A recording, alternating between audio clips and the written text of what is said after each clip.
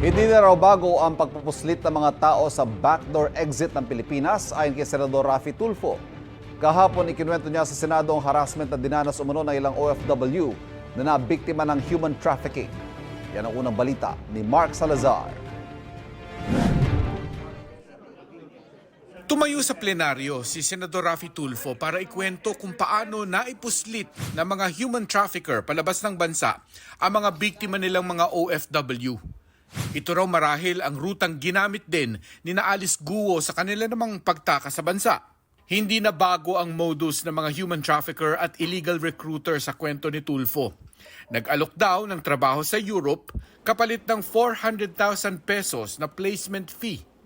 Pero ang paraan ng pagpunta sa Europe ang pambihira.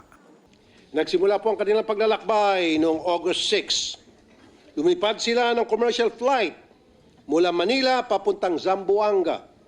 Noong August 7, lumipad naman sila mula Zamboanga papuntang Tawi-Tawi. Noong August 8 na madaling araw, pinagpatuloy ang paglakbay sakay ng bangka.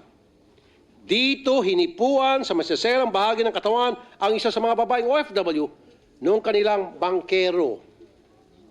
Sa takot na siya itapon sa dagat, di na siya nakapalag. Noong gabi ng August 8, dumating na sila sa Semporna, Sabah. Mula Sabah papuntang Kuala Lumpur, Malaysia hanggang makatawid papuntang Thailand. Malinaw na sa mga biktima ang peligrong napasok nila. Tinawagan nila ang kanilang recruiter kung ano-anong dahilan sinasabi sa kanila at sinubukan silang hingan pa ng pera upang maayos pa raw ang problema. Kinalaunan, tumawag na ang grupo sa mga pamilya nila dahil binabantaan na sila ng kanilang recruiter na kung hindi sila magbibigay ng karagdagang pera, magkakaproblema sila dahil may droga ang kanila mga iniwan daw na bagahe.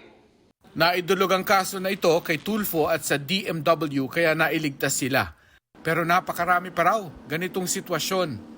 Nirefer ang isyong ito sa Committee on Labor and Committee on Justice and Human Rights para imbestigahan.